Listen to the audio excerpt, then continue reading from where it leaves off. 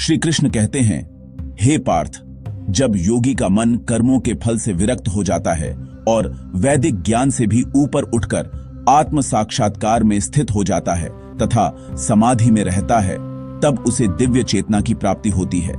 व्याख्या हिंदी में यह वाक्य भगवद गीता के दर्शन से प्रेरित लगता है, विशेष रूप से ध्यान योग अध्याय 6 से, जहां श्री कृष्ण अर्जुन पार्थ को योग की अवस्था और समाधि के बारे में समझाते हैं। आइए इसे सरल हिंदी में श्रुतवाइज समझते हैं। श्री कृष्ण कहते हैं, हे पार्थ, यहाँ पार्थ अर्जुन का नाम है जो पृथा कुंती का पुत्र है। भगवद गीता में श्री कृष्ण अर्जुन को विभिन्न नामों से संबोधित करते हैं और यह संवाद महाभारत के युद्ध के मैदान पर होता है। कृष्ण योग के रहस्य बता रहे हैं। जब योगी का मन कर्मों के फल से ऊपर उठ जाता है, कर्म फल से उपरित या विरक्त का मतलब है कि योगी अपने कार्यों के परिणाम जैसे सफलता, लाभ या असफलता से बंधा नहीं रहता।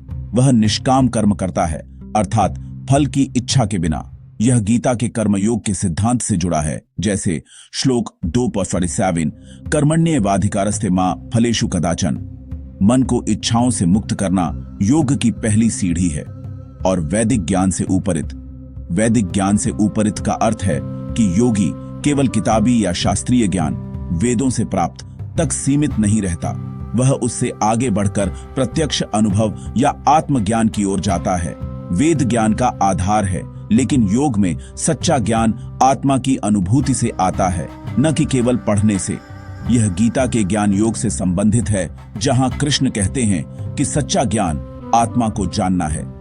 आत्म साक्षात्कार समाधि में रहता है। आत्म साक्षात्कार मतलब आत्मा का प्रत्यक्ष दर्शन या रियलाइजेशन।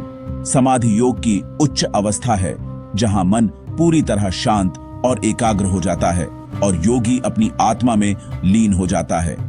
गीता के श्लोक 6, 20 और 33 में समाधि का वर्णन है, जहां चित्त निरुद्ध हो जाता है और व्यक्ति आत्मा में ही संतुष्ट रहता है। यह दुखों से मुक्ति की अवस्था है। तब उसे दिव्य चेतना प्राप्त होती है।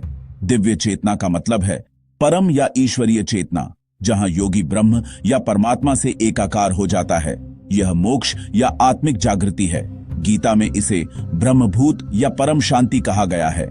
श्लोक 6:27, ब्रह्मभूतः प्रसन्नात्मा न शोचति न कांक्षति। योगी सांसारिक माया से ऊपर उठकर दिव्य लोक की अनुभूति करता है। समग्र अर्थ, यह वाक्य योग के मार्ग को दर्शाता है। इच्छाओं से मुक्ति, ज्ञान से आगे अनुभव और समाधि के माध्यम से ईश्वरीय चेतना प्राप्त करना। यह जीवन में तनाव, दुख और भटकाव से छुटकारा पाने का तरीका बताता है। यदि आप ध्यान अभ्यास करें, जैसे प्राणायाम या ध्यान, तो यह अवस्था प्राप्त की जा सकती है।